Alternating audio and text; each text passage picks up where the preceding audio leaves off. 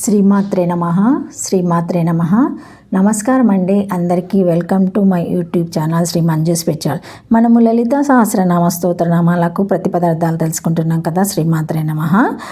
404 నామము భక్త హర్ద తమోభేద భానుమధ్యను సంతతి. ప్రతిపదార్థాలు భక్త భక్తుల అర్ధ హృదయగతమైన తమ అంధకార అజ్ఞానమును భేదించునట్టి భానుమత్ కాంతితో కూడిన భాను సంతతి సూర్యకిరణ పుంజము. భక్త హర్దో తమో భేద భానుమత్ భాను సంతతి భక్తుల హృదయమందున అజ్ఞానమనేడు చీకటిని పోగొట్టు యందు సూర్యుని కిరణ పరంపర అయినట్టిది.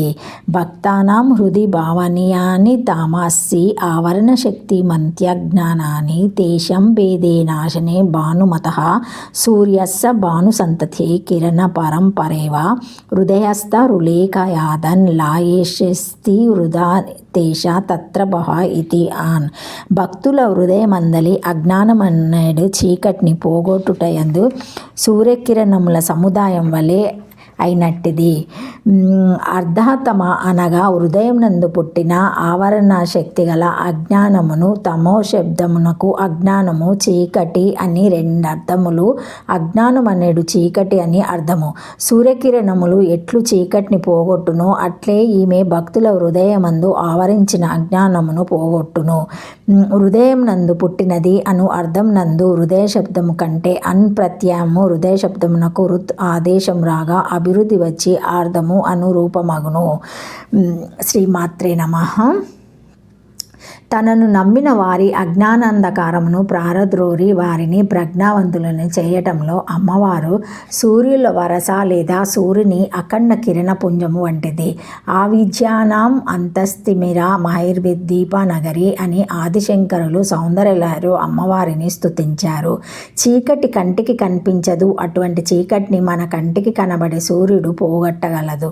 వాస్తవానికి మనకు సూర్యుడు అంటే తెలియదు. సూర్యుడు ఎలా ఉన్నట్టు కనబడుతున్నాడో తెలుస్తుంది అంతే.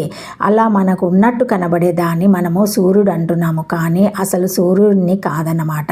ప్రేమ విషయం కూడా అంతే. ప్రేమను కలగజేసే వస్తువును చూసి ప్రేమ అంటున్నాం, కానీ అసలు ప్రేమను ప్రేమ అనడం లేదు. మనలో ఉండే జ్ఞానమునకు సంబంధించిన వివిధమైన వెలుగు పొరలు క్రింది విషయంగా చెప్పగలుగుతున్నాము. అమ్మవారు అనే భానుకిరణ పుంజము కేంద్రంలో ఉండే అర్థమైన వెలుగు పొర దాకా దూసుకొని వెళ్ళి అక్కడ పెద్ద వెలుగునిచ్చే దీపాన్ని వెలిగిస్తుంది. దాంతో అన్ని పొరలు ప్రకాశవంతమై అజ్ఞానము పట్టాపంచలవుతుంది. బయటి పొరలు సర్దుబాటు చేస్తే లోపల చీకటి పోదు. లోపల సర్దుబాటు జరిగితే బయట దానంతటా అదే సర్దుబాటు అవుతుంది. భక్త అర్ధ తమోసులను భేదించడం సూర్యునికి సాధ్యం కాదు, అమ్మవారికే సాధ్యం. మన లోపల నుండి మనకు వెలుగునిచ్చే ప్రజ్ఞోపదేశస్థ అమ్మవారు భక్తుల హృదయగతమైన అజ్ఞానాంధకారాన్ని ప్రాలదోరి వారిని ప్రజ్ఞానవంతులను చేసే మహాకాంతివంతమై మైదందిన మార్తండ శ్రేణి వంటిది, లేదా మార్తండ అఖండ కిరణ పుంజము వంటిది. మన లోపల నుండి మనకు జ్ఞానకాంతిని ఉత్పత్తి చేసుకోగలిగే జ్ఞాన ప్రకోశోపదేశికురాలు అని ఈ నామాన్ని అర్థం చేసుకోవాలి. శ్రీమాత్రే నమః. శ్రీమాత్రే నమః.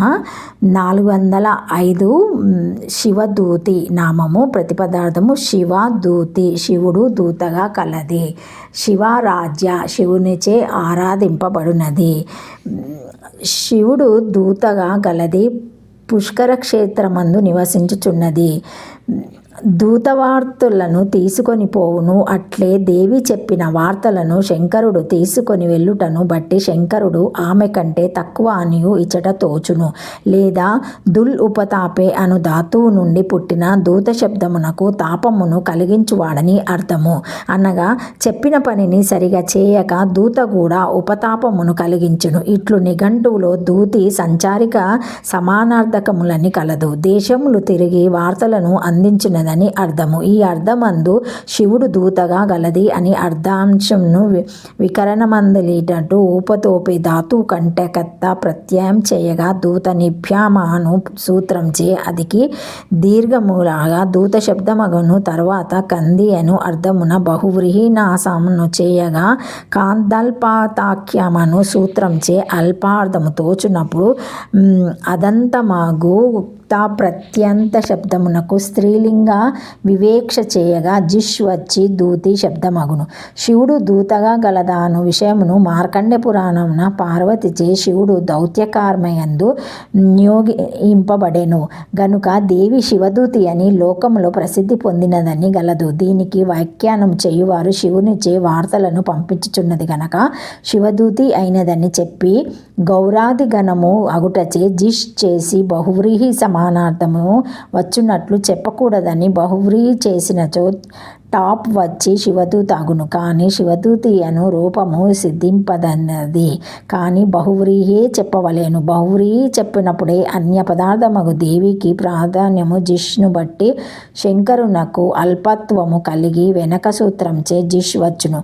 కావున అట్టి వ్యాఖ్యానము చింతము లేదా పుష్కర క్షేత్రమందు దేవికి శివదూతి అని పేరు గలదని పద్మపురాణమందలి పుష్కరఖండమందు వర్ణింపబడినది.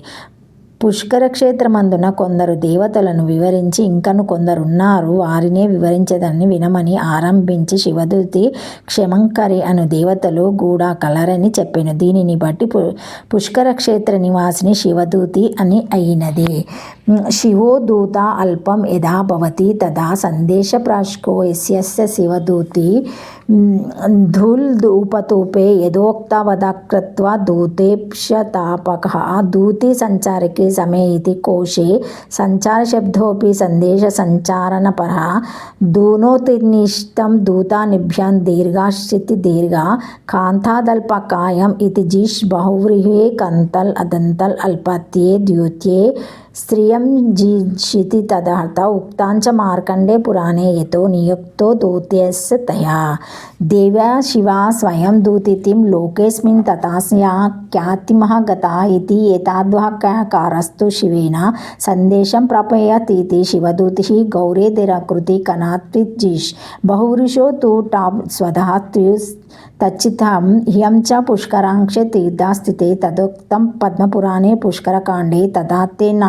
ప్రవక్ష్మి పుష్కరేయ వయాస్థితః ఇతి ప్రకృత్య శివదూతి తదా వేది క్షేమంకరి సదా ఇత్యాది. శ్రీమాత్రే నమః. Thank you for watching my video. Please like, share, comment, subscribe to my channel. మరిన్ని వీడియోస్తో మళ్ళీ కలుస్తానండి.